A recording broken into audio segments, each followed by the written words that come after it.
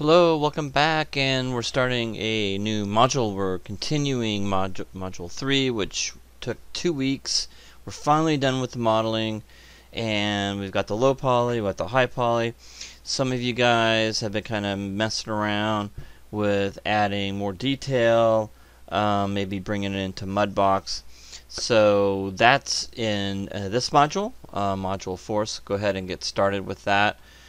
So this is part 2. We're going to be texturing the sci-fi weapon that you created, the low poly, the high poly. The high poly is going to be baked. We're going to bake that information onto the low poly.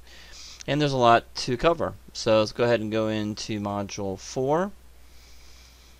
Alright, so in module 4 we're continuing from module 3, which was low poly modeling and high poly modeling of the sci-fi weapon.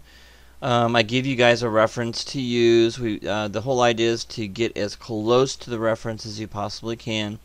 It takes a lot of time to do that type of work.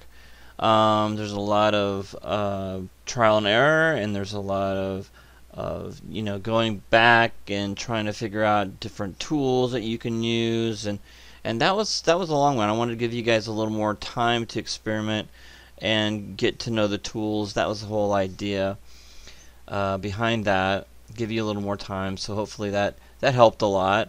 Plus it was the 4th of July weekend, and I know a lot of you guys were going out and doing stuff for that to celebrate. Objectives, basically the same as module 2. There's not a whole lot extra that I'm teaching you in as far as texturing goes. In fact, I'm going to give you more leniency to that, because there really wasn't much of a texture reference. So you're going to have to go out and look for real references of weapons that are out there to get a good feeling for what you should do for texturing in this module. So realism is key here. So we want to take that drawing, that reference that we had as a drawing, and turn that into something that's really realistic. Okay, so that's the whole idea. We're still using UDIMs. We're still laying out UVs. You know, I showed you how to pack UVs in module 2. So if you need to look back at how to pack and lay out UVs, feel free. I do cover it in here, but it's not as in depth as I did with the crate. And there are some other things we need to think about too. The crate didn't have overlapping UVs. We don't want to do that.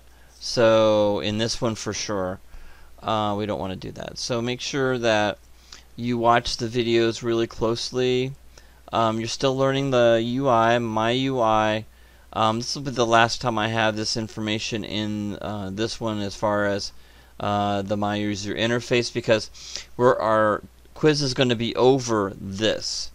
So the my user interface, now we've had the hotkey. You guys did a good job on the hotkey, the quiz for the hotkeys. Now you'll have to, if I give you menu sets, and then you'll basically have to tell me what they are. Okay, so we'll have 10 of those. We're not going to have, what do we got up to, 19. So please memorize these, know what they are. So you're going to be able to basically a menu set, and then I'll have a description, A, B, C, D, be multiple choice, which one is it, right? What best describes what this is. So the status line, what does the status line do? The shelf, okay, sidebar icons, and so on and so forth. Just be familiar with these, and that will get you ready for the quiz on Friday. Okay. And you guys, you already know a little bit of the shortcuts, hotkeys, lesson content, again, UV mapping techniques, and working with lighting. Lighting is a big deal. It can make or break your scene. In fact, that's going to be our discussion. So don't forget about getting your discussion in by Wednesday. is going to be about lighting. I want you to go out and find an interior environment that that tells a story, that that has mood, and atmosphere, and it's just outstanding. Find something really, really cool. I prefer like in the gaming realm, but it doesn't have to be. But if you find something that's really cool, interior, an interior, not exterior, an interior, and that just kind of sells you on mood. A lot of that mood, what is mood? It could be something like people that use color to give you that, to create an atmosphere or a mood. Okay, so color gives us different feelings, right? You know, something like purple or green can be mysterious and evil, that kind of stuff. So colors really, really makes a difference in your scene. So find something really cool, a really cool interior environment for the discussion. So the course assignment, again, you know, now we've got to lay out the UVs. There is some prep work. There's actually quite a bit of prep work for the weapon, because you cannot have single-sided polygons. So we talk about how to fix those single-sided polygons. So I show you how to do that very easily. And then we lay out the UVs, and in the UVs, keep in mind that you cannot overlap UVs that are different shapes. Okay, so if you see me overlapping my UVs, don't do that, because in doing so, cause the bake to go crazy. So the bake curvature bake didn't do well. It didn't really mess too much with the normal mapping, but the curvature bake. So make sure that when you, and I'll go ahead and give you an example here really quick, that you may have seen my UVs, but I got them fixed. And so you'll have basically what you see here. You see I have a medium poly, so this is my medium poly. Basically it's just the gun low poly with edge loops, so you can turn it into a high poly. Then I've got my high poly, just basic high poly there. Okay, you can see that I've got some information back here that I'm going to bake in. And one of the things that I think that a lot of students don't understand is if the low poly is so close to the high poly, then why in the world do I need, you know, I got all that information in there anyway. I don't have it in the back of the handle back here. And there are some other things too as well, like, you know, if I wanted to put rivets in here, you know, actually model those, and that would be a part of the high poly. But why would I bake that? Well, the whole idea is that when you bake with the high poly, and you actually get that really nice curvature, and it can bake that curvature, the normal map will bake the curvature in and make your low poly look so much better. Okay, it really bakes it in and it really looks nice. Okay, you do have to triangulate your low poly, make sure you do that.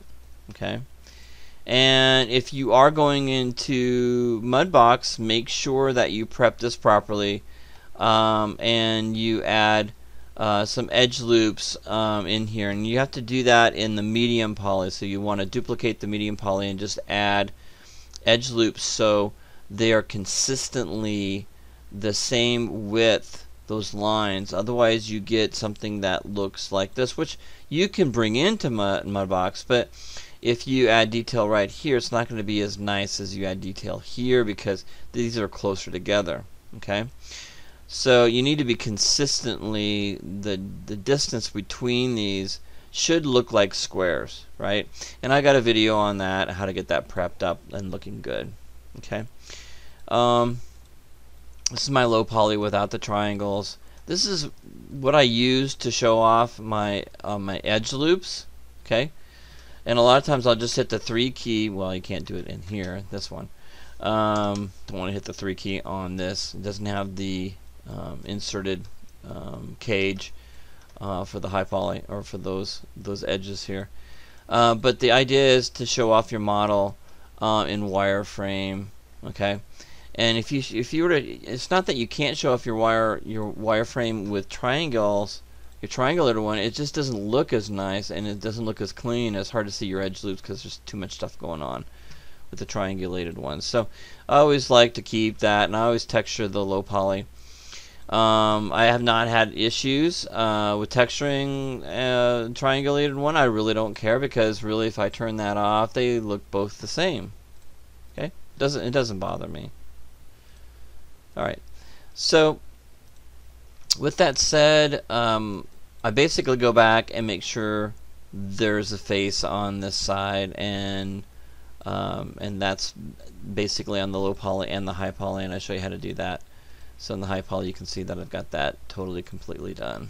Okay, so it makes it look a little bit better. Also, I put a cap on here. Just watch for that. And that's really important when you bake your normal maps. You cannot have holes in your mesh, okay, when you're baking. Okay, so with that said, the low poly, again, we'll talk about real quick. UVs is the key here. And I went back, and I really want you to lay out your UVs the way you want to lay them out. But I do want to stress that you cannot put these shells over top of each other, because the curvature map will put a line right here on top of the other image. It's like it doesn't know what to do on the curvature map. So beware not to overlap. I just wouldn't overlap anything in this for this module unless they're exactly the same. So theoretically, you could take this and just put those together and overlap those. So you could select these two and go into here, and let's go back in here. Arrange. There we go. And you can stack those shells. So you can stack the shells because they're exactly the same. But you cannot do. Let me go back. You can't do this. You can't stack those two together. It'll cause all kinds of problems. Okay. So with that said, you can lay this out any way you want. You can have 1, 2, 3, 4 UDIM tiles if you just want that many. I do want to warn you that if you have a lot of UDIM tiles, it takes a lot of memory and it takes a lot of RAM. I've got a lot of memory. I've got about 32 gigs of RAM on my system, and I have a really nice video card. Okay, so this helps me do more UDIMs. Okay, just keep that in mind. I think 8 is probably your max for something like 4 gigabytes of RAM, or excuse me, 4 gigs of video RAM, and then maybe 8 gigs of a hardware RAM, internal RAM. So anyway, if those numbers don't mean anything to you, just don't worry about it. Just keep it under 8. You don't have to do 16. I think I ended up doing 17 on this one. Anyway, so that's my my UDIM, and we talk about getting it as close as you can. There are some areas here that I've got some wasted space, but it makes it difficult. I mean, I could go into those plate pieces, but if I make those bigger and fill those areas and don't waste that space, what happens is it kills my textile density. It all goes haywire, because if I move that and scale that up, then I have to scale everything, and some of these are too big to scale up, so that would cause problems with textile density. So there's that area that used to be horrible to do this, especially if you're just doing one map. But we're doing UDIMs, and you have a little more freedom. I'm not saying you have to go crazy and just do, you can see I got multiple objects in one. Like I wouldn't do just one. Like I did two here, and I got a little waste of space here. But you know, you do want to try the best you can to use the best UV spaces you can and pack those nicely, because the industry still looks at that. But when you're using UDIMs, and the industry is moving towards UDIM tiles, so you're going to have a lot more freedom. And with Unreal 5 engine coming out, I don't even know if this will matter at all. We might be able to, you know, basically I'll have to see it for myself, but they're saying that you can actually take a 60 million or 600 million polygon model and put it right into Unreal, and it'll light it and render it in real time. Which I still have to see it to believe it. I know they're doing it, but man, what kind of system can do that? I mean, that's incredible. So we're not there yet, so still beware that UV mapping and packing is a really big deal. So do the best you can to not waste space. Okay?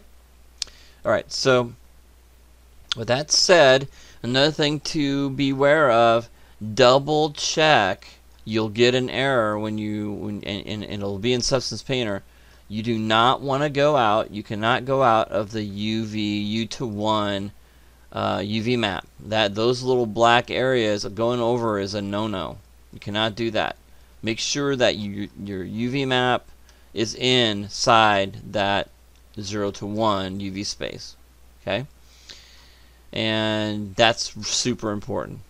And if something is sticking over, Substance Painter will give you an error when you bake your maps. Okay, just be aware of that. That's the first thing I'm going to tell you if you send me an email, is did you check all your tiles to make sure nothing is over or going into another tile. Okay? Okay, so that is a big one. And then the other one is that if you're going to add more detail, which I'm cool with, I'm not going to, you know, this has a lot of detail already, you know, that we modeled in. But if you want to add little rivets, feel free to do that. That's up to you. You know, I'm not requiring it, so that's something you can do on your own if you like. But those are the kind of highlights that I wanted to make sure that you are following. You will get errors if you do not add the inside faces. Okay, and that will be a problem. You won't get any farther if you don't add another face and follow that prep work that I wanted you to follow in those videos. Because that's the first thing I'm going to ask you. If you get those errors, I'm going to say, did you follow? And I'm going to have you I'm going to ask you to send me screenshots of that area there that you were supposed to fix. Okay, so make sure you get all that stuff fixed. Follow those prep tutorials, and this is the time for you to have fun with texturing. I'm going to give you total freedom with your texturing as long as it looks realistic. Like if I look at it, it looks functional. You know, you probably want to find a texture for the grip. Don't go crazy with colors and stuff like that. You know, because that is, you know, look at real weapons that are out today and try to keep it functional and realistic. Okay, we want this to look like it was really manufactured. Okay, so you know, gunmetal would be a good one to look for. You know, a texture for what, you know, the handle for a gun you can find too as well. You just have to look for it. Again, the best place, I know some of you guys are cringing, but the best place to go is Substance Share. And you can go to the materials, but I want you also to look at the Smart Materials. Smart Materials, this is a great place too as well. This little spot right here. And let's look at some of the stuff here. You're looking for chipped paint. Some of you were complaining about trying to find that. And here's one right here that you can go ahead and download. You have to sign in, you know, of course, and find go out and find a smart material, and the smart materials are really interesting, and we're going to introduce you more to smart materials. I know I introduced you to smart materials in the last module 2 with the crate. So, and these are SPSMs. So I'm going to go in here, and here it is. Go ahead and copy that and paste it. Alright, so let's see if we can get that in there. Painted steel. So I'm going to go ahead and open up this, and let's see if I can get my open up my real quickly. Everything looks good. UDIMs 2048, and here's my triangulated low poly. That's what you got to bring in. Okay, I think everything looks good. You can see all my UDIM tiles. I got 17 of them. Okay, so there's my gun. Alright, and if you have questions about how to get around, I did a pretty good, I think I did a pretty good job of getting you started with the crate, so feel free to watch those videos again.